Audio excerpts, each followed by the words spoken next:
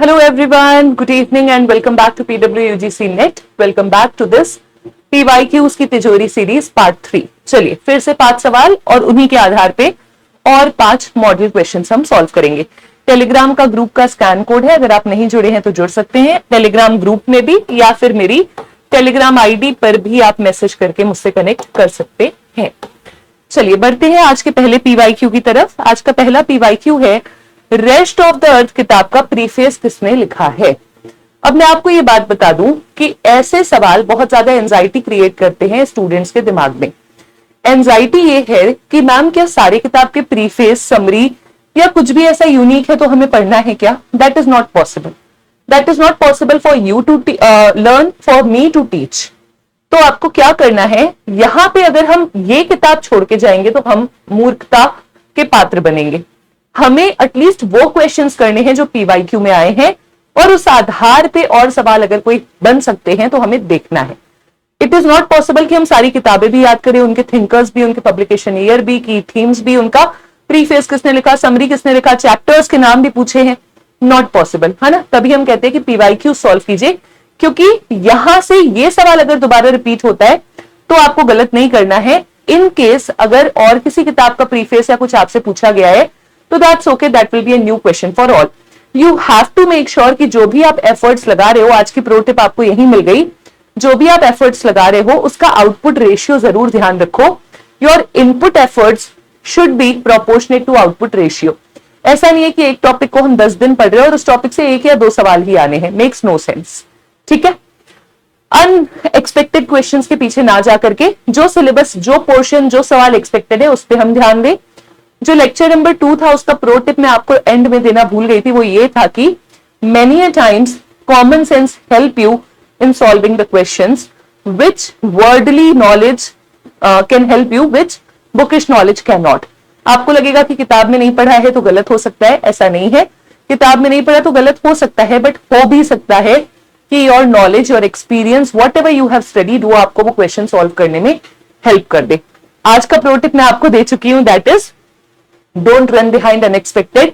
जो एक्सपेक्टेड है उस पर फोकस कीजिए। ठीक है, चलिए प्रीफेस किसने लिखा रेस्ट ऑफ द अर्थ का? जीन पॉल सरतरे ने। यहाँ पे एक हिंट देती हूं आपको, हर्बर्ट मार्क्यूस या हेना आरेंट होते तो आप अपने सिलेबस में जरूर करते। ये तो नहीं है, 50-50 चांस है सरतरे और सबाइन में।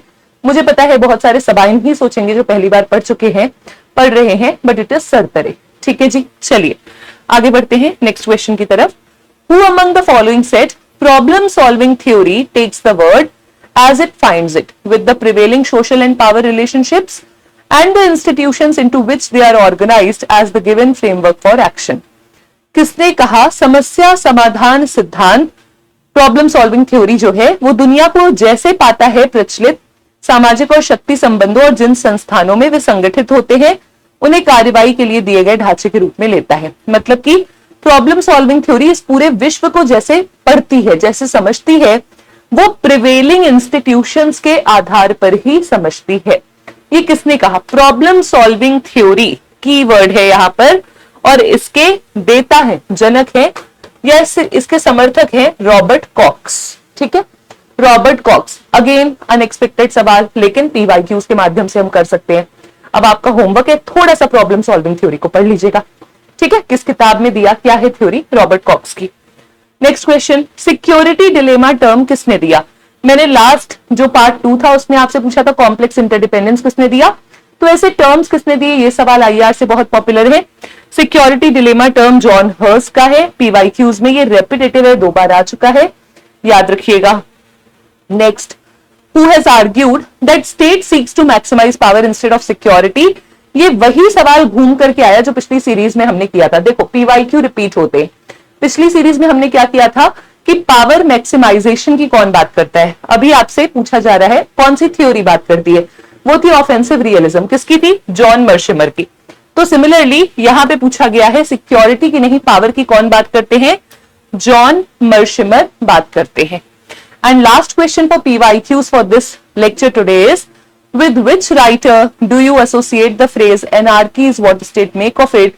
Very basic, but basic सवाल भी PYQs में आए हैं, कई बार आए हैं। बेसिक इसलिए क्योंकि आपने टॉपिक पढ़ा है। It is Alexander when.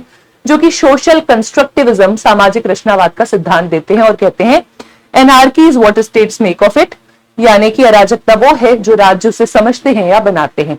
मुझे 3 तरीके की एनार्की जो बताई है अलेक्जेंडर वेंड ने वो कमेंट सेक्शन में बताना, ठीक है। चलिए अब 5 और सवाल हम इसी मॉडल पे सॉल्व करेंगे। पहला, WTO के हेडक्वार्टर्स कहां पर है? होमवर्क लिखिए, ऐसे आपका बहुत सारा सिलेबस कवर हो जाएगा इस सीरीज के माध्यम से। जितने भी इंटरनेशनल इंस्टीट्यूशन हैं, कोई भी 10 इंपॉर्टेंट उठा लो, UN, IMF, world bank, WHO, WTO, और 5 आप अपने से उठा लो। इनके हेडक्वार्टर्स कहां पे हैं ये याद कर लेना। स्टैब्लिशमेंट ईयर भी करना है बट अभी हेडक्वार्टर्स याद कर लेना, ठीक है। WTO के हेडक्वार्टर्स कहां पर है? It is in Geneva, it is in Geneva, ठीक है। सेकेंड क्वेश्चन, इसमें से कौन सा ग्लोबलाइजेशन का फीचर नहीं है? कॉमन सेंस के आधार पर जवाब दे सकते हो। ग्लोबलाइजेशन का इसमें से कौन सा फीचर नहीं है? कल्चरल आइसोलेशन नहीं होगा, सांस्कृतिक अलगाव फीचर नहीं होगा, बल्कि कल्चरल इंटीग्रेशन होगा। मैं कई बार आपको बता चुकी हूं, हम वेस्टर्न और इंडियन कल्चर का फ्यूजन देखते हैं, Indo western, that is cultural integration, not isolation. End of history thesis किसने दी है? End of history and last man, Francis Fukuyama, PYQ है ये, ठीक है। End of history and last man, Francis Fukuyama की ये थीसिस है, B, important. Fourth question for the day is balance of threat का कॉन्सेप्ट किसने दिया है? Who has given the concept of balance of threat? खतरे के संतुलन की अवधारणा किसने दी है? The correct answer is Stephen Walts ने दी है, स्टीफन वॉल्ट ने दी है बैलेंस ऑफ थ्रेट की अवधारणा, ठीक है। And then we have last one which is which agreement deals with ozone depletion? Ozone depletion से मॉन्ट्रियल प्रोटोकॉल डील करता है। मॉन्ट्रियल प्रोटोकॉल कब हुआ था? Do let me know in the comment section, right. चलिए, so with this we have come again to the end of this session. I hope you all enjoyed this. We'll see you all in next session, part 4. Till then, keep studying, keep learning. Bye, take care. Thank you so much.